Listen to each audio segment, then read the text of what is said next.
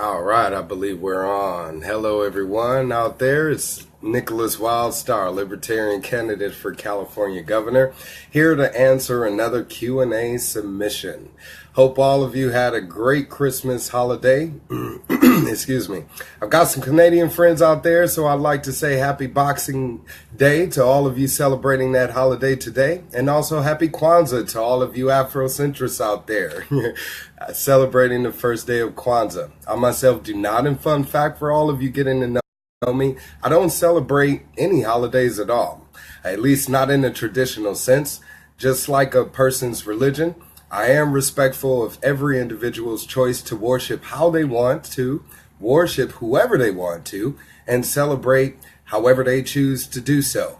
Since I was raised in America, I have without a doubt been exposed to a great deal of European holidays and of course Western ones, and have chosen for myself which ones that I'd like and chosen to celebrate them every day opposed to just one day in particular, like Valentine's Day. I like to show love to everyone I love whenever I can, and don't want the delegation of a day when it's acceptable dictate how I live my life.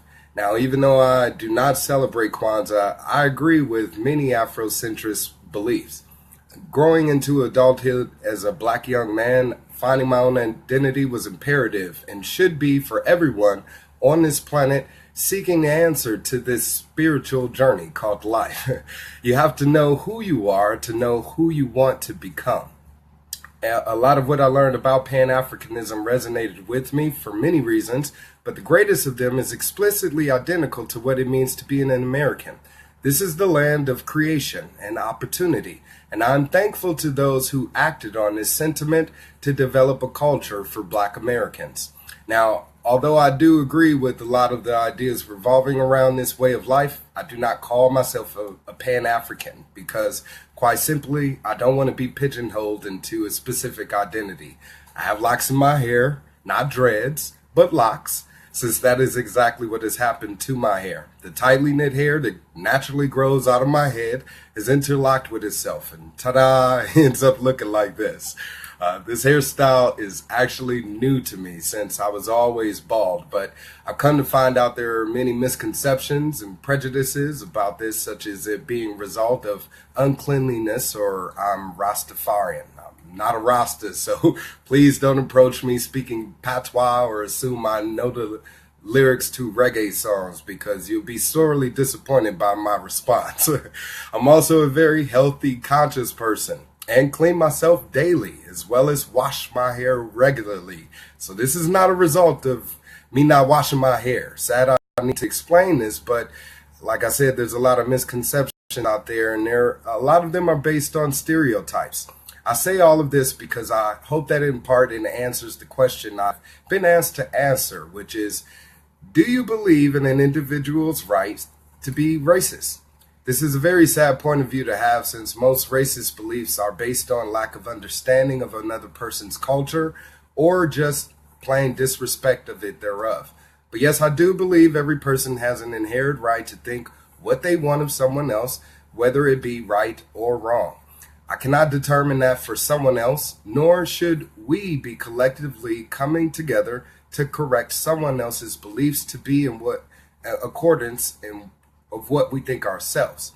This is in essence of what our First Amendment right of freedom of speech expresses and would be protected by me were I to be elected governor. However, I would also have a responsibility to protect those who fear for themselves. So presenting your expression in a manner that would inflict harm on someone would be punishable by law.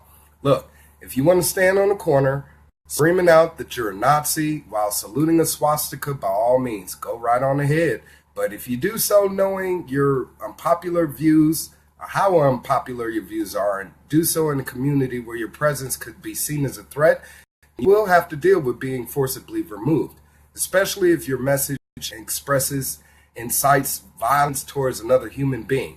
Ignorant people should be responsible enough to deal with their ignorance and their results of their ignorant actions. My mother raised me not to say anything at all if I didn't have anything nice to say. And I believe that's a moral standard that we can all agree on, no matter what a person's race may be. We are all human beings, and and we are all deserving of respect. When you as an individual cross that line, then you yourself need to be responsible for your own actions. I know this question seems very involved, and I'm sure that some of you would like for me to elaborate further. So I encourage you all to tune into my Ask Me Anything interview being hosted by Ask a Libertarian on MLK Day, Monday, January 5th, 2018. I'll be focusing my discussion on the black and white breakdown of the Black agenda, since I get asked about that quite often. So please be sure to mark your calendars and tune in to my AMA on MLK Day. Thank you to all of you for watching, and a very special thank you to the brave person that submitted this question to me.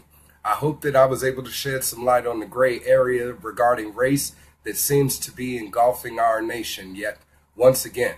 My goal is to stand true to everything that is American, no matter what my own personal beliefs may be, and hope that you will join me to show the world that it is through unity that we, the people, are able to stand tall and proud.